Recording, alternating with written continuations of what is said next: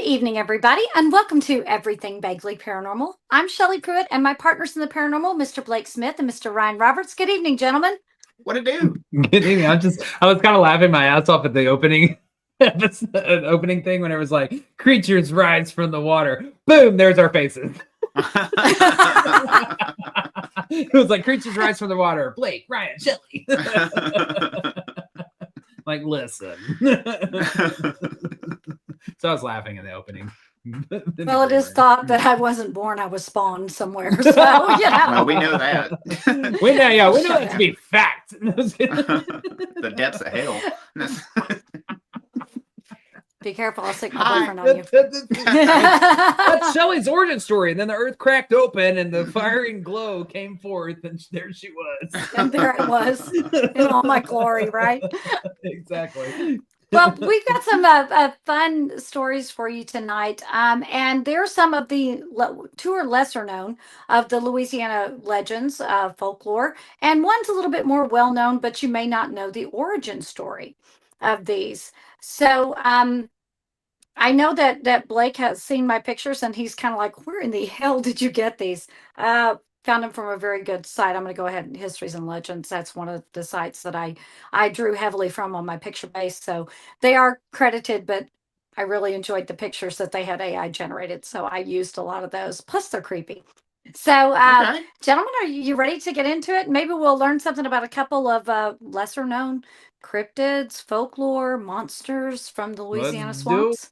From our Yeah. sister state, Louisiana. Man, we really got to get out there. We really do, to go check out some of this Been stuff. out there. Well, I haven't. Yeah.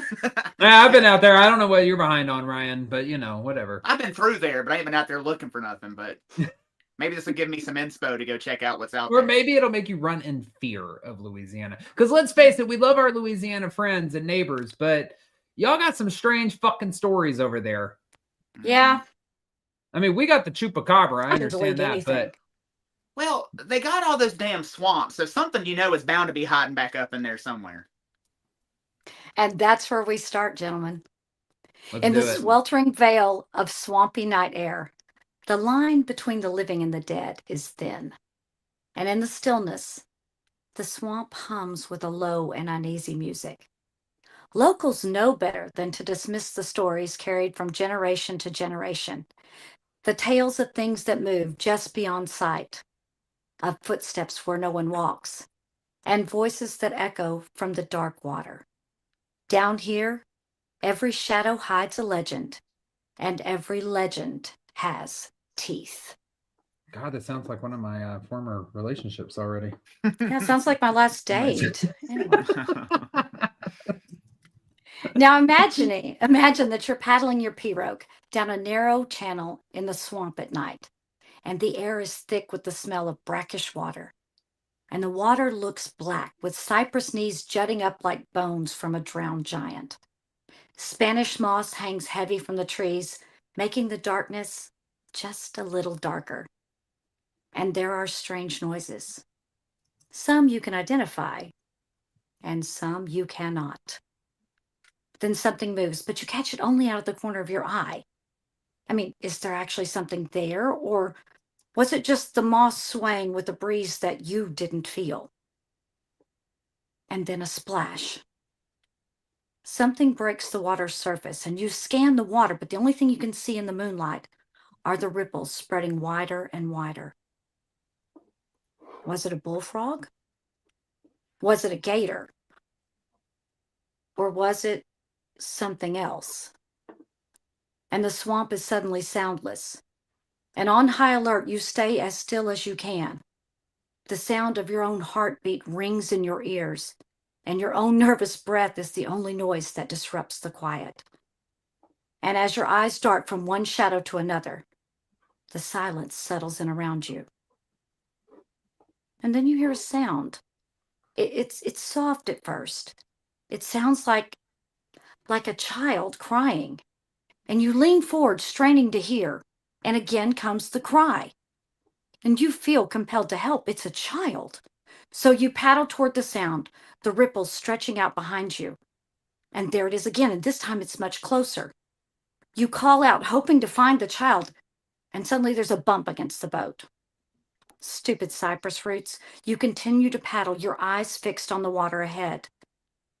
And then, without warning, the boat begins to rock violently, and you hear the scrape of claws on wood. And suddenly, the water beside your boat erupts. Face breaks the surface. And it is a child, but not a child. Its scaled arms reach out for you. Its face is ghostly with faintly glowing eyes and a mouth that is open much too wide. You struggle to escape its grasp and try to maneuver the boat away, but the creature sinks its claws into the side and pulls. It has claws and an empty grin. But the eyes frighten you.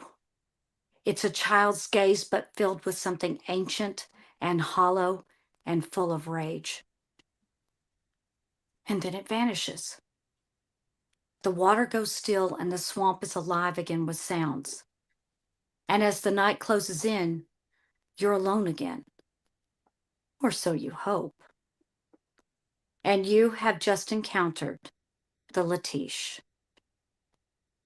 Now, this story comes from Cajun and Creole folklore, passed down by French-speaking settlers in Louisiana. And while there are many stories about creatures that dwell beneath the dark water of the swamp, none are more haunting than the Letiche. In its most common form, the Letiche is said to be the spirit of a baby that was never baptized.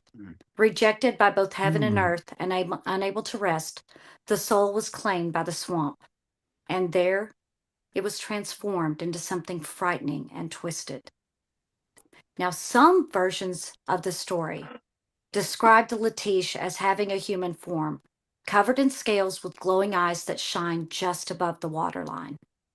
And other accounts described him as appearing to look like a drowned child, bloated and pale, luring the living toward them before dragging them under the water to their death. Now, there is also a Native American legend that the Letiche was a lost baby that was taken and raised by alligators. And the child developed a green hide and grew sharp claws and teeth. What are you laughing at? Raised by alligators. Now, some of those legends also say that the children grow to be like 7 feet tall. But the most common part of the story is that they are children first and foremost, and they This is why I don't appear have in kids. a childlike form. Yeah. Yeah, that's why I don't have kids. Fuck that shit. No, And then there's still another legend that says that they are children that have been abandoned in the swamp, and that they are raised by alligators and then take on the characteristics of their parent. But all the legends agree that the Letiche are half human and half reptilian monster, cursed to live forever in the water. And as with most folklore, the stories are meant to teach a lesson. In Cajun communities, parents tell Letiche to keep them away from the dangerous water. Stay away from the bayou at night or the Letiche will pull you under, they warned. It was a supernatural explanation for why children disappeared in the waters of the swamp. But is it just a story? There have been quite a few eyewitness accounts of encounters with the Letiche. In the early 1900s, a trapper in the Atchafalaya Basin claimed that he saw what looked like a child swimming in the moonlight. And worried that the child was going to become an alligator snack, he called out. And getting no response, he called out again. And this time, the figure turned and stared at the man. Its eyes glowed a deep red. And then with a splash, it vanished under the water. Now in the 1930s, huh? Yeah, I know. You see, Hell no. And then he dropped that damn fan boat in a high fucking gear and got the hell out of there. Yeah. No. All I keep hearing in my head is shoot him, shoot him. Yeah, exactly. Shoot him, Boy, Elizabeth, shoot him. Yeah. Shoot him, shoot him. Where are my swamp people at? That's funny because the Swamp People does have a group. When that show was on, there was a father-son team that was actually from Homa.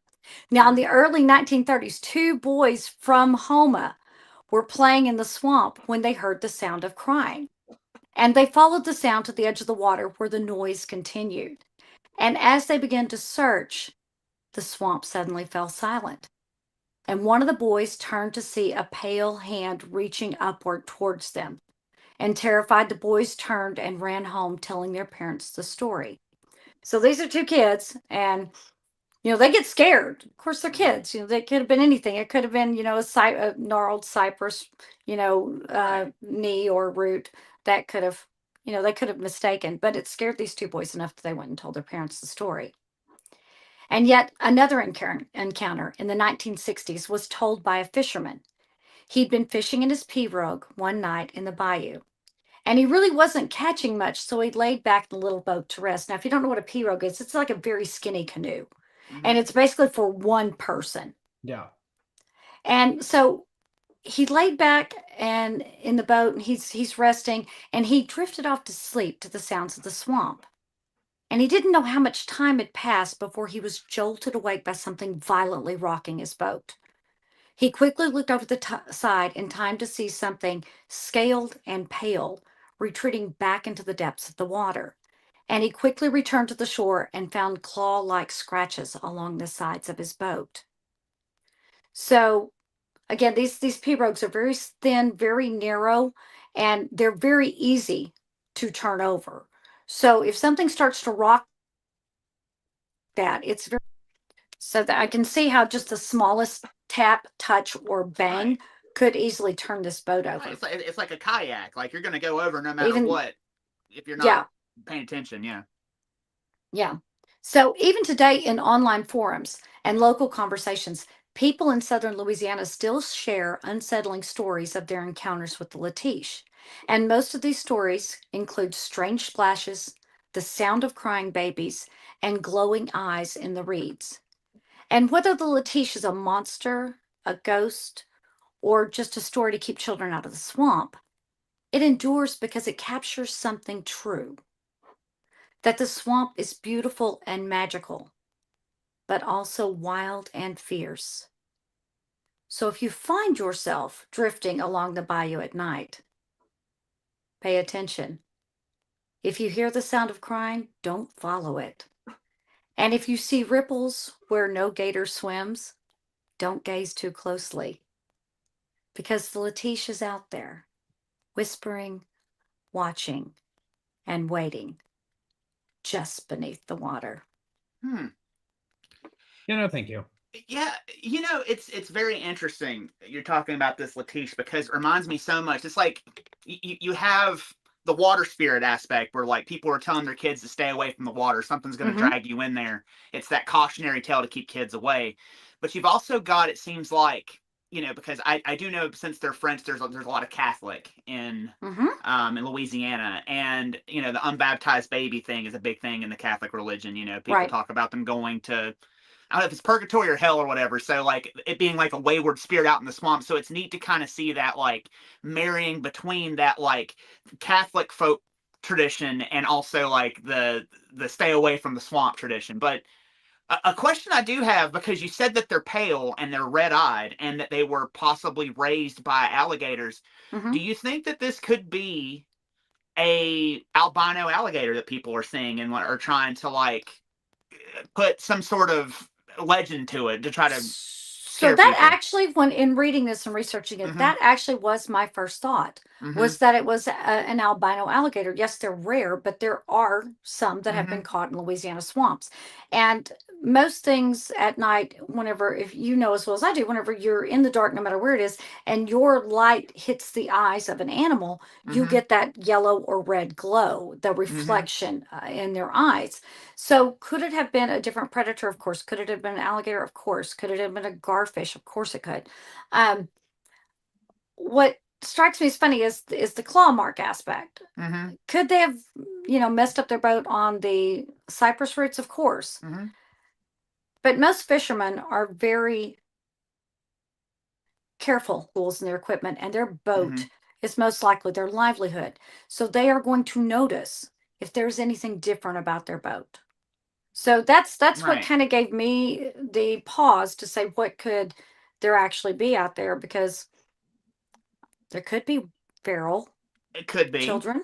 Could be. It's almost like a reverse La Llorona instead of La Llorona herself being out there. You know, This it's is like the a actual child. child beckoning you instead of her. Yeah, that was my thing. Like, this Yeah. is obviously, the Cajun version of La Llorona, where there's children that drown you instead of La Llorona herself. Right. I don't know. I think I don't know. Why just tell kids? Just tell kids don't go towards the water. That there's gators out there. Why 'Cause is it kids gotta be don't some listen. little? Why is it gotta be some little freaky little baby though? That's like, come to get you, whatever. Like coming out of the water. Like, Help me. listen, if you hear crying in the middle of the night in the swamp, don't go. Don't Like, follow it. Sorry, like I just don't believe They'll that be fine. everything's good. Maybe it's not something that needs help. There's a lot of things in the wild that mimic crying and things that are in need of assistance just to lure Bobcats. your ass in.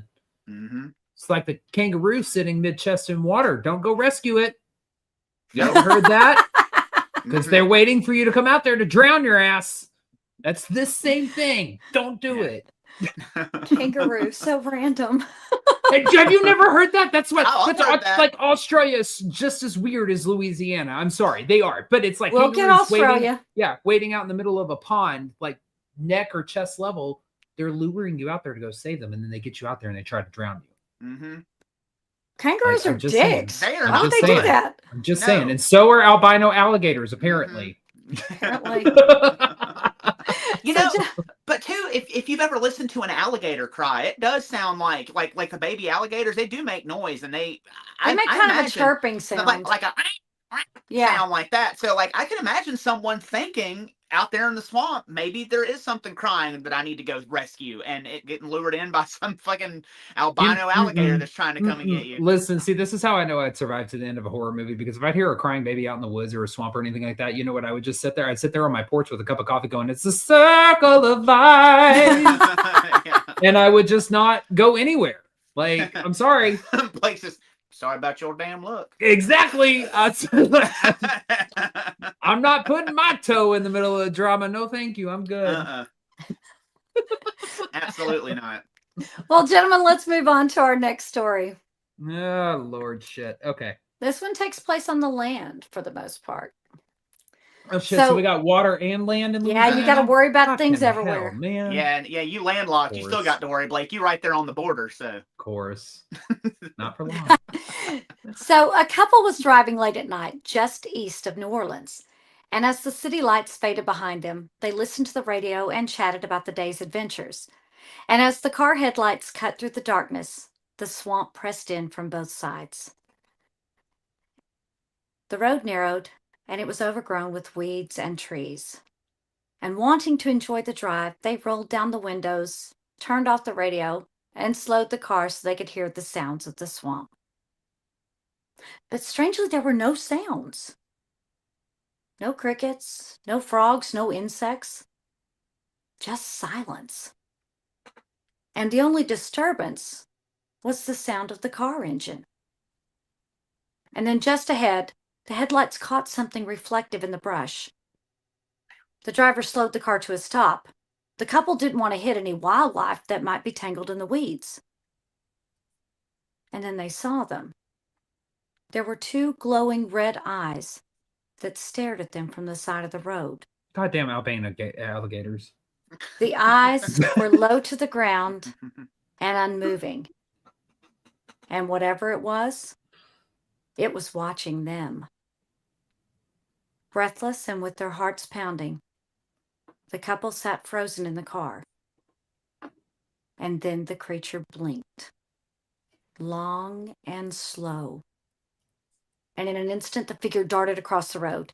It was small and hunched and fast, and they caught a glimpse of pale flesh, sharp teeth, and gleaming claws.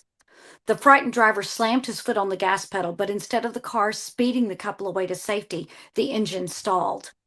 The pair quickly tried to roll up the windows, and then the smell hit their nostrils.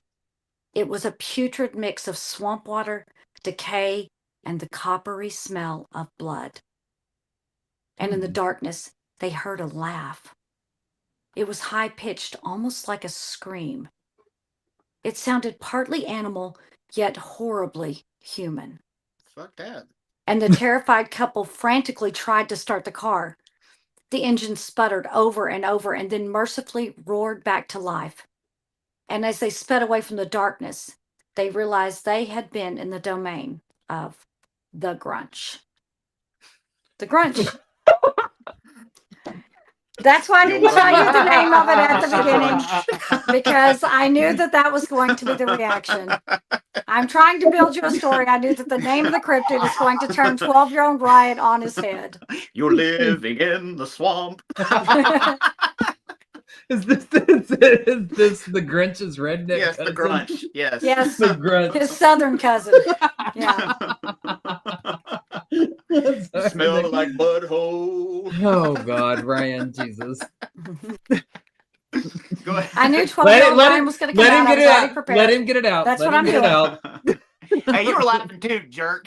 I was, but I'm not sitting here talking about it smelled like butthole. Oh God. It does stink. That's what she said. You probably can't have nice things.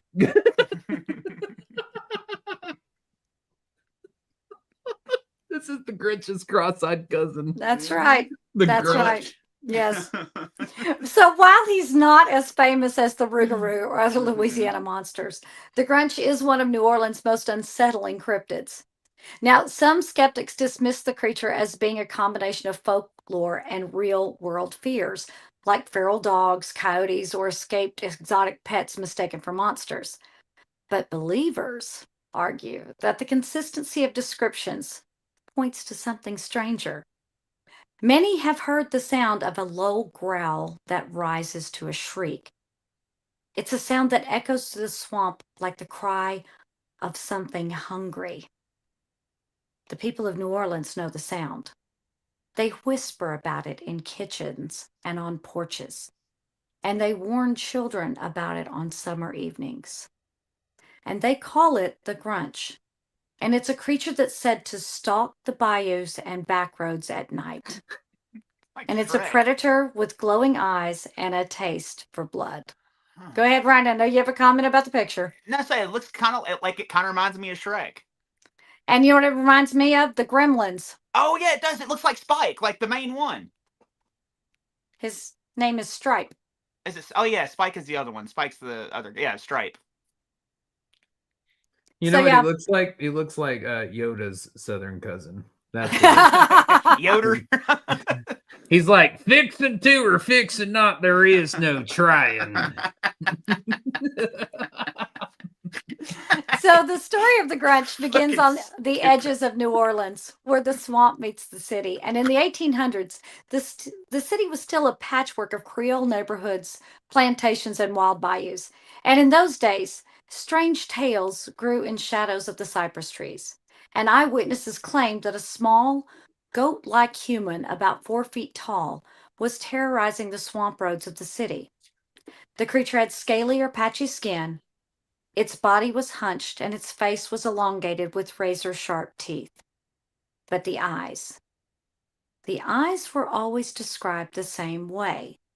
They glowed red or yellow in the night. And then there's the smell. Witnesses often reported a stench that clings to the air after the creature passes. It's a mixture of rotting flesh and swamp decay that penetrates the nostrils. But the origin of the species is still debated. There is the human theory, and some say the Grunch were once human. They think it was a family line that was cursed with deformities and banished to the swamps, where they bred in isolation, becoming twisted, feral, and monstrous. And another lesser-known part of that legend, of the human theory, says that the Grunch were a secluded community of people with albinism who lived on the outskirts of New Orleans. Ostracized and feared, they became mythologized as monsters. So that's one of the theories as to where they came from. Then there's also the voodoo connection. And many insist that the Grunch was never human, that it was a demonic beast born of voodoo curses or something much older and powerful. Some legends tie the Grunch to voodoo practices and secret ceremonies, where during these ceremonies, the Grunch was summoned as a guardian spirit. But on the flip side, it's also theorized that during these ceremonies, The Grunch was accidentally created through a ritual that had gone terribly wrong. The Grunch is also tied to Native American legends of swamp and water spirits. Now, a lesser known tale suggests that the Grunch got its name from Grunch Road. Now, the road is a rural lane in eastern New Orleans where many people claim to have seen the glowing eyes in the darkness. And the road itself is now mostly gone. It's overgrown and consumed by developments, but the reputation still lingers. But the Grunch is more than a scary story to keep children out of the swamps. Farmers whisper about livestock found bloodless in the pastures. And drivers on lonely roads swear they saw something dart across the road in front of their headlights. And teenagers have dared each other to drive down the haunted stretch of Grunch Road, always returning pale and shaken, or not at all. Now, one of the earliest eyewitness accounts comes from the 1940s, where a farmer living just outside of New Orleans had woken to find his herd of goats dead, and all were drained of blood with small puncture wounds on their necks. Locals blamed wild dogs or coyotes, but the farmer insisted that he had seen a small, hunched gray figure in the trees that night with glowing red eyes. Now, in the 1970s, reports of the Grunch inundated the city of New Orleans. A woman driving home from St. Bernard Parish claimed that a creature had leapt onto the hood of her car. She described it as half man, half goat, with scales like a reptile. And as she swerved her car to a stop, the creature just vanished. But the dents and the scratch had not. And there were even more incidents like this that were reported not only on Grunch Road, but on many swamp roads around the eastern side of New Orleans. Now, in 1996, the New Orleans Police Department was called to the home of a farmer, where they were asked to investigate a series of strange animal mutilations. And though no culprit was ever arrested, the tale of the Grunch began to spread once again. And in the early 2000s, local newspapers reported livestock mutilations in Louisiana that echoed the chupacabra reports from Puerto Rico and Texas. And whispers again circulated that the Grunch was back up to his old tricks. Now, admittedly, the Grunch has a folklore overlap. It represents a fusion of African, French, and Native American stories. And the traditional tales of swamp spirits, werewolves, and trickster demons all seem to blend into this one chilling creature. And whether you believe in the creature or not, the Grunch remains a part of New Orleans lore. It's a reminder that in the swamps and shadows, not everything can be explained. So the next time you find yourself on the edge of New Orleans, where the pavement gives way to the swamp roads, remember the warnings. Don't stop if you see glowing eyes. Don't follow cries in the night. And whatever you do, don't get out of the car, because somewhere lurking in the shadows, the Grunch is waiting. Yeah, he's a little creepy, isn't he? He is. It is interesting, though, how you were saying that, like, albinism also makes an appearance in this story as well. It does. I mean, it's... Yes, that is an actual photo of my ex. Go ahead. All I see is whenever it pops up is Harry Potter, the boy come to die. I was gonna say, that's a fucked up Dobby is what that is. That is. It's a free Grunch. They're all described with these teeth and these claws so far, if they're in the swamp. But if you think about it, in the swamp, they're going to have to be able to fight their way. You know, they got to contend with alligators and who knows what else out there, rougarous and all kinds of stuff. It does seem very chupacabra too. Like it does. Yeah. I don't know. I don't know how I feel about that one. I mean, I think that it has a lot of aspects of chupacabra and stuff like that. That's like it's a hodgepodge. Yeah. But I mean, this one is I don't know where the first one where the Letiche has a little bit of an understanding possibly of where it could come from, this Mhm. albino gator or whatever. When you start throwing into it livestock mutilation, draining of blood, that's where it gets really interesting with me, because Mhm. thinking back on other things that we haven't even covered yet, like the 37th parallel and all the livestock mutilations that have happened along Yeah. that. Skinwalker Ranch. With Skinwalker Ranch, Mhm. now it's almost, when you throw in a livestock or cattle mutilation, you almost take it up to a different level for me, or you do I take it up agree. to a different level for Mhm. me, because a lot of these, there's no blood to be found, as Shelley was saying, and Right. all that. Yeah, they're completely drained. A lot of times they're either ripped open, or they have certain portions of their skin missing, but then there's no blood anywhere to be found along the Right. Right. seam.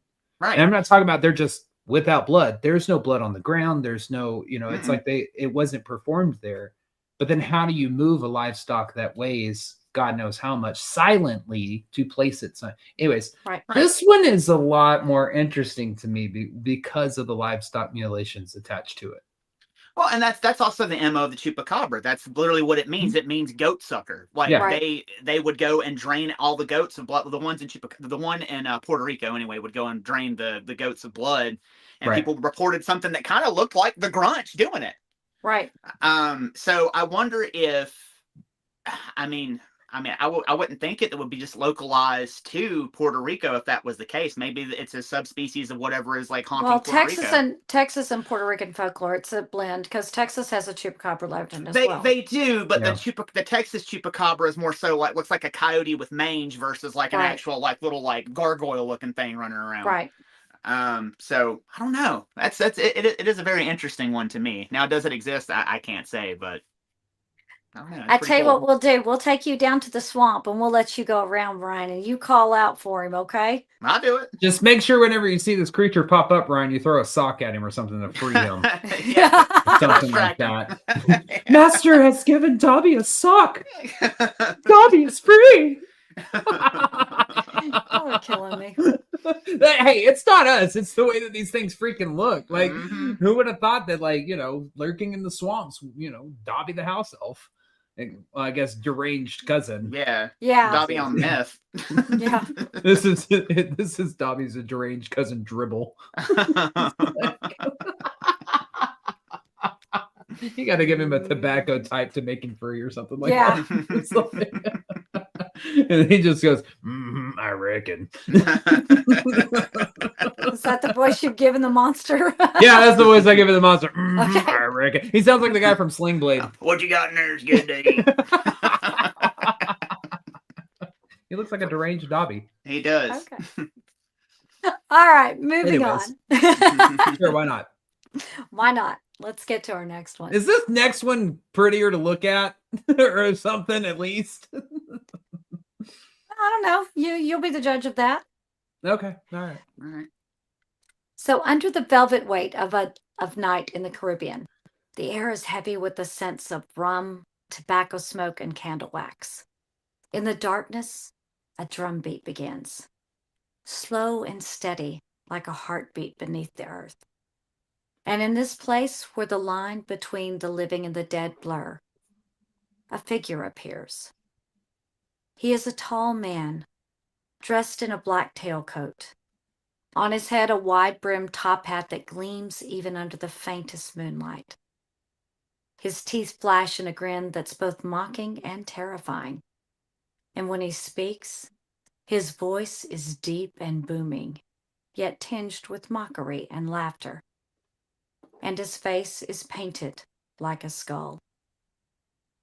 He is the Lord of the Cemetery and the Keeper of Death. He is a trickster, a healer, and an eternal reveler.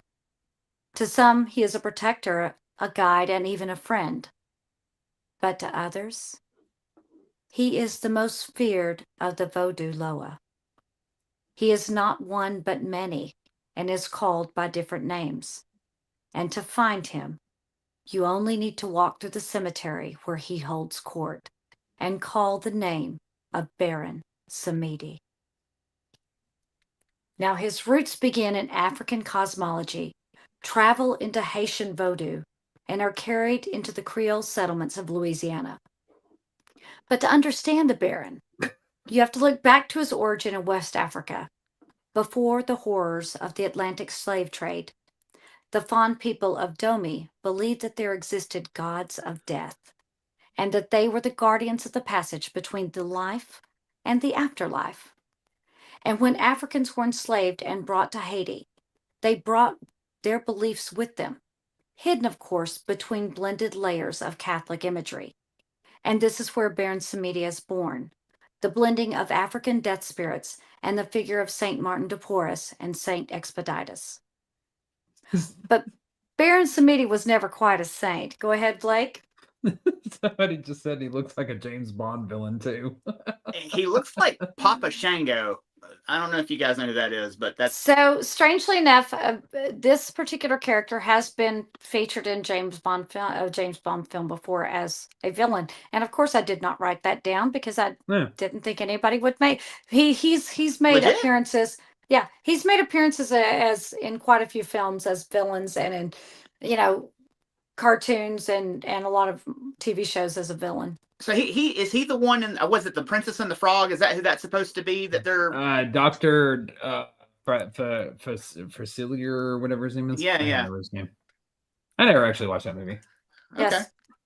So that's who he is. But Baron Samedi was never quite a saint.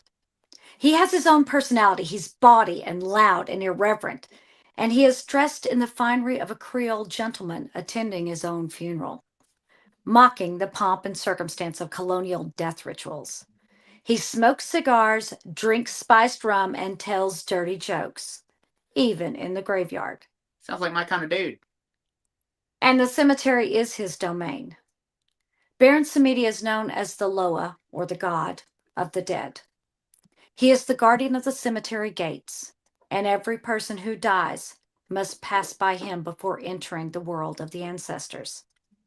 Vodou tradition says the first grave dug in any cemetery belongs to the Baron. He owns it, and he rules from it. Baron Samedi also commands the Gidi spirits, and these spirits are a family of Death Loa, who are his children, his companions, and his imitators. The Baron is not one but many. He exists as kind of a title.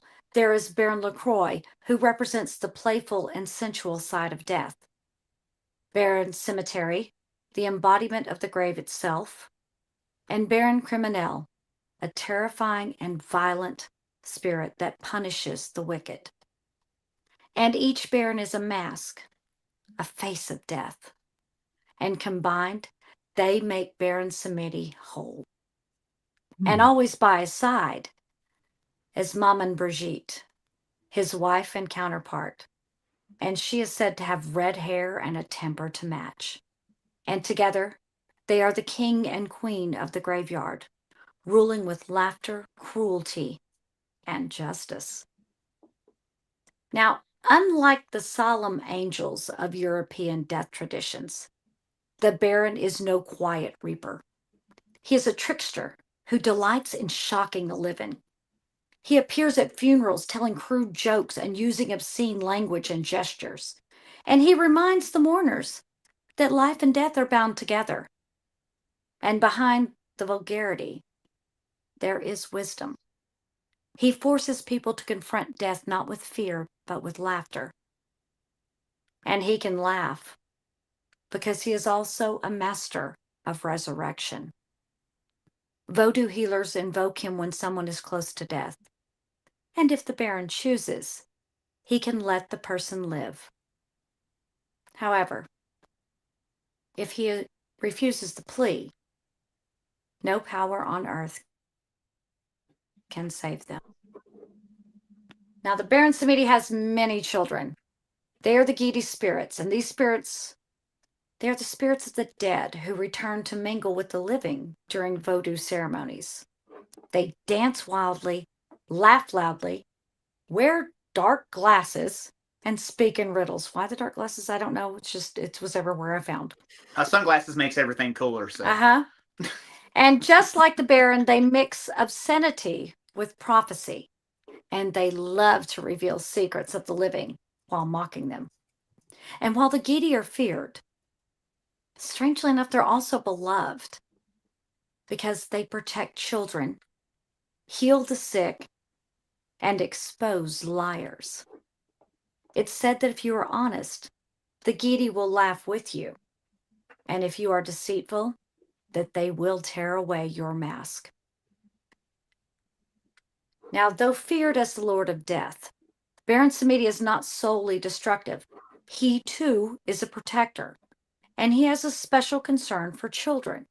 He can be invoked to guard them, extend their lives, or protect their health. And in the case of children, he's a healer, not a destroyer. Strangely enough, the Baron is also credited with having the power over fertility. He can bring new life into the world the same way that he guides souls out. The paradox of life and death, destruction and healing is all at the core of the Baron's power. He is the circle of life itself. So how do you summon Baron Samedi? Why would you want to? You never know. You might want to get pregnant, might have somebody need to appeal for, I need to heal them. Might be a liar over there I need to have exposed. Ryan. I guess. Anyway. Yeah. So if you wanted to Honest as fuck. summon Baron Samedi, in voodoo rituals, the Baron is invoked with offerings of rum, cigarettes, and black coffee. And his ritual symbol, which is a cross rising from a grave, often adorned with coffins or phallic imagery, is drawn in chalk or cornmeal on the ground. That'll get my attention too. And when he arrives, he comes laughing, swaying, and with a booming voice. He might collapse on the ground as though dead, only to suddenly leap up with an electrified energy. And the Baron often demands food, alcohol, dancing, and a party. And his presence is unmistakable, terrifying, and exhilarating at the same time. But the Baron Samedi is more than a spirit of death. He is the gatekeeper, the healer, and the guardian of life itself. And he reminds us that the grave is not an end, but a doorway. And if he is pleased, he might keep that door closed just a little bit longer. In truth, Baron Samedi is not evil. He is death, but death is not inherently wicked. It's just part of the cycle. And to those who understand him, he can be a very powerful ally. So as we close the gates of the cemetery, Baron Samedi bids us farewell. He tips his hat and flashes a grin, gleaming white against the darkness. And he laughs in a low, rolling tone. Death comes to all, but don't be afraid. I will be waiting. And as the smoke of his cigar curls upwards, the Baron slips back into the shadows, leaving only laughter behind. Who want to summon the Baron? He sounds like a party, doesn't he? he does, but when you're dealing with these types of entities, like, you can't really trust them. There's always a price. Exactly. You can't really trust. It is interesting though, the duality of him, and like you were talking about, just like it seems like just the duality of voodoo in general. Like, yeah, there are aspects of these entities that are bad, but there's also voodoo. aspects. He's voodoo, not voodoo. He's voodoo. Okay. Yeah, he's voodoo. So okay. And that's basically the Haitian version. Then Creole has both voodoo and voodoo in it. But he is actually the voodoo. That's his original origins is voodoo. Okay. So go ahead. Finish what you were saying. I'm sorry. No, you're fine. I was gonna say it's interesting, like in that world, the duality of all of those entities, because in the Christian traditions and like Western traditions, everything is either good or everything is evil. But in these sorts of things, the religions are almost very human, and it shows the humanity of what these entities are that these people are dealing with. I do find that very interesting. Well, that is the what am I trying to say? Christianity is new concern when it comes to that aspect of it. If you look at like all the old world stuff and everything like that, every god or goddess played the duality role. Every god or goddess had a builder and destroyer, or whatever I'm trying to say. You know, there was this whole circle to every single one of them. So I don't know. He's the only thing about him is the trickster aspect of it. Right. It's just mainly like, yeah, you can summon me for this, and I may, you know, pull through with it, but at the same time, what's it going to cost you? You got to pay up at some point. Right. That laughter is not necessarily altruistic. That's right. Yes, that's right. Terrifying and exhilarating. Yes. I did look up, and yes, Ryan, you are right. In Princess and the Frog, the Disney movie, Dr. Facilier, I think is how it's pronounced. He is based on the voodoo spirit of Baron Samedi, as well as Papa Legba. Okay. So he drew inspiration from, or they drew inspiration from both. What's interesting to me is like when you popped up his picture, I have seen, and the reason I'm familiar with like what he looks like is because when I was a kid growing up watching wrestling, there was a wrestler named Papa Shango, and he looks just like that, and he had the skull paint, and he carried a staff and everything. So it's really interesting to see him now and see that that's what he was based off of. Yeah. Baron Samedi has been, and I, you know, like there was a TV show called Grimm, and Baron Samedi was actually, again, a villain. He's usually portrayed as a villain.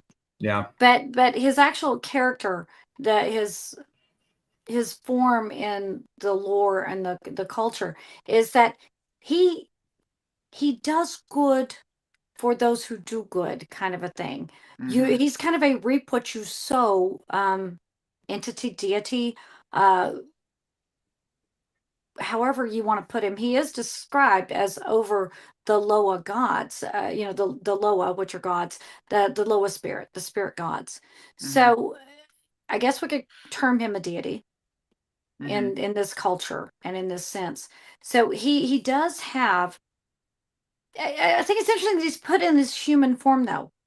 He never appears with anything like wings or halos. He is in a very human, very, even with the skull paint on the face, it's a very human and very fragile form, but he is not fragile in the slightest because, you know, our human bodies, we're very prone to destruction. You know, our bones break, our skin tears. So, but he is put in a very human form, but has this very large power. Right. So Shelley, what is the difference? Is there a big difference between voodoo and vodou, or is it just like there voodoo is a is like difference? the more I did not pure research form? it. I don't want to speak on it because I did not go into a lot of research on that. I just noted that there is a difference, and I have not researched enough to speak with any kind of authority on that, so I won't. Yeah. So, because that is a religion, and if I'm going to speak on a religion, I want to make sure I've at least looked up a few more facts before I start speaking on it. So. Yeah. Yeah. But I do like the idea, the imagery that the first cemetery belongs to him and that he is many. Yeah. So I keep thinking, wow, you dig a grave in a cemetery, which one was the first? Now, you know me, I don't go mess around in cemeteries, but now I want to go find out what was the first cemetery in every grave. I'm like, that one's the Barons. That one's the Barons. I like stuff like that. That's a very tangible thing that I can go and look for and like, where's the first grave? And then that kind of brings the legend a little bit more to life for me. So I also like the idea that he had him a counterpart and that she was wild as hell. Right. I wouldn't go summon him though, because I wouldn't either. You don't want to mess with anything you have to strike a bargain with. Well, he is the keeper between life and death. Don't piss him off. Don't piss him off. I wouldn't summon him. Well, I will get this is. I know, Shelley, you don't like to speak on religion, but I've actually looked up a little bit, just enough. Okay. So I'm just going to speak on what I know to answer a couple of Ryan's questions for him. But like with Voodoo, a lot of their gods, goddesses, or people who have domains and stuff like that, they are portrayed with the human-like quality. A lot of them are. They're ancestral. I do know that. Yeah, yeah. So, and then your difference between Vodou and Voodoo is that Vodou is the religion, the structured religion of it itself. Voodoo is actually more. It's originated more in like Louisiana with the French and the Creole kind of mix in with that. Some say that there's a little bit of like Santeria in there too, maybe, or no. No, that's with the actual term voodoo versus vodou. Some actually say that there's a anglicized and or even possibly whitewashed aspect to the term voodoo because it is voodoo. That's really about all that I know about all of that. But I know there's a lot more depth to it and everything, but just looking into some things that I have looked into, reading up on, those are just a few of the things that I've picked up. Okay. I don't know any really more than that, so I'm not going to speak any further than on that, but those two things I kind of picked out with context clues and research and all that stuff. No, it would be. I'm going to go do some research because I do kind of want to know, because it is interesting to see like how those like religions, like, you know, like I said, even Santeria, like, you know, is kind of, you know, those island, like the indigenous religions and people who are brought from Africa and how they are mixing things together and forming their own religions and stuff. I'd love to look into that a little bit further. So I'm probably going to do that. Some of the Afro-Caribbean religions. Yeah. Gotcha. So, gentlemen, which was your stories were your favorite tonight? Which one kind of rang more true to you? I think maybe the Baron was probably the most fun. He seems like the most fun one. Seems like fun, doesn't he?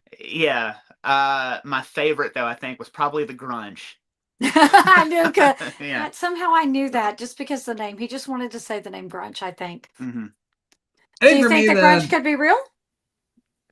I don't know. I mean, anything's possible. Let's go looking for him. Okay.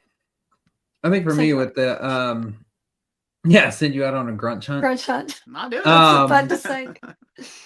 Is that like what's the other term that we have? A snipe hunt. There's a snipe hunt. That's it. Oh, I've done plenty of those in the Boy Scouts. Anyways, what was I gonna say? I totally forgot. For me, Baron Samedi obviously is gonna hold the most weight for me because that's cultural. That's deep. That's ancestral. Right. That comes with the religion, with the belief system, with the, you know, there's a lot of intention behind this individual. So that one's going to hold the most weight as being the most real, I guess you could say. Mm-hmm. My favorite story was also the Grunch, just because he looks like a deranged Dobby. And that's the way I see it. But it's a more interesting story to me because when you start throwing in livestock mutilations and stuff like that and the draining of the blood, that's where my ears start to perk up because I haven't really read a story yet where any of that is involved, either with the chupacabra or anything along the lines of like the 37th parallel or anything like that, where there is a definitive answer for stuff like that. So when I hear cattle mutilation, livestock mutilation, my ears perk up big time. And so that's why I like the story of the Grunch. I too like saying the name and the fact that I feel like I could just throw a sock at him and he would leave me alone for the day. And you too would like to go on a Grunch hunt?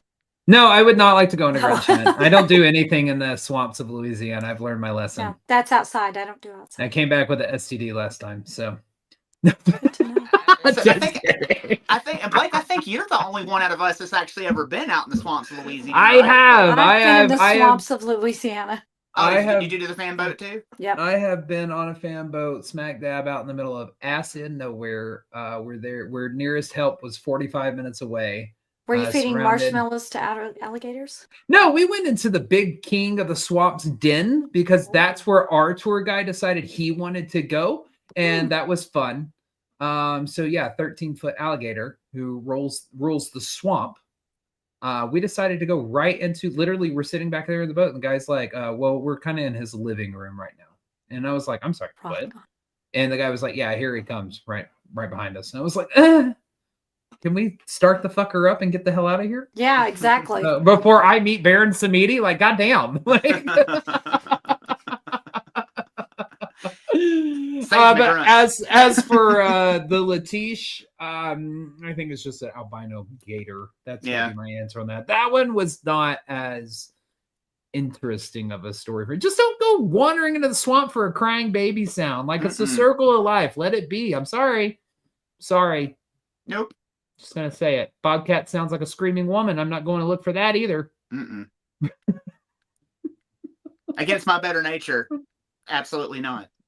Somebody did say though that they looked like a jaundiced troll. Oh, poor trolls. Why you gotta pull the trolls into this? Which is my favorite saying ever. But anyways.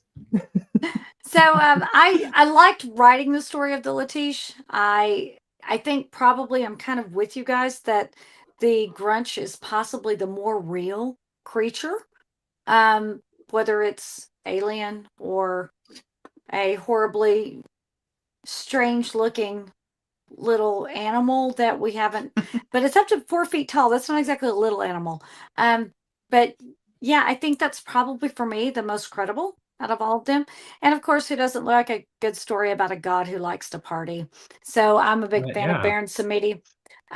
So anyway, with that, Blake, why don't you tell them everything they need to know? All right, a couple of new announcements here. We got you. If you want to support the show directly, check out our Patreon page. It's patreon.com/EVP podcast. For just $5 a month, you'll unlock over 450 Patreon exclusive videos, including the pre and post broadcast, which are the 30 minutes before and the 30 minutes after this live broadcast. So you're getting an additional hour with us each week. Your support from this goes directly back to the show and towards the adventures we bring you week after week. And if you're not sure about joining Patreon, try it risk-free with our 7-day free trial. Make sure to stay connected with us. Follow us on Facebook, YouTube, many more by searching everything vaguely paranormal and looking for the green sound wave. And remember, you can watch us live every Tuesday night at 8 p.m. Central Standard Time on Facebook and YouTube. And if you'd like to meet us in person and come hang out, you got a few choices. New one, shout out, Friday, October 31st. We know a lot of y'all will be celebrating Halloween, but the Haunted Old Park Hotel in Ballinger, Texas, will be having their first ever, for Chad and Leslie Wandell, Halloween Bash. This is going to include a DJ, finger foods, and an open bar. General admission tickets get you in for all the festivities, and VIP tickets include the VIP after party and slumber party. But, however, back for us, on October 29th through November the 1st, we will be at Lorefest 2025 at Texas A&M, where we will be doing a whole slew of things, including ghost hunts, classes, including a spot as their keynote speaker. And we will have more information on this in the coming days. November 22nd, we will be at the KMFA Austin studio in Austin, Texas for the Strange and Extraordinary Fest 2025, along with Theories of the Third Kind podcast, Indie Pair House, Night Owl podcast, Brandon Hodge, and of course our good friends Damian Shalacy and Nicole Ricardo with the Parapeculiar Museum of Haunted Items. And Greg Lawson will be there. I didn't know that. Greg Lawson will be there. Tickets for that can be purchased at strangeandextraordinaryfest.com. Make sure you subscribe to our Eventbrite page to be notified when public investigation tickets go on sale. We are planning out our entire calendar for 2026, so stay tuned for that. To make it easier, we've added all these links to our link tree, which will be on the Everything Vaguely Paranormal Facebook and X profiles Wednesday morning at 9 a.m. Central Standard Time, as well as in all of our show notes for you audio listeners. Or you can search linktr.ee/Everything Vaguely Paranormal. We are grateful for your continued support. Every like, comment, share, and download keeps the adventures alive. So if you have a favorite episode, share it with your friends. And one of the easiest things you can do to help out our show and its rankings, if you have a Spotify account, Apple Podcast account, wherever you're listening from, head over there and simply download all of our episodes. That is it, as well as leaving us a review. If you have a story, a comment, or a question, or you'd like to be a guest on the show or have us as guest on your show, email us at the evppod@gmail.com. That is THEEVPPOD@gmail.com. Go like, share, and subscribe to that YouTube channel. Hit that thumbs up if you enjoyed the episode or on any episode that you watch and you really enjoy. Please do that for us. So we want to thank you all for joining us tonight on Everything Vaguely Paranormal. I'm Shelley Pruitt, my partners in the paranormal, Mr. Blake Smith and Mr. Ryan Roberts. Thank you for being here. And as always, we will see you next Tuesday. Bye-bye. Bye, y'all. Bye, y'all.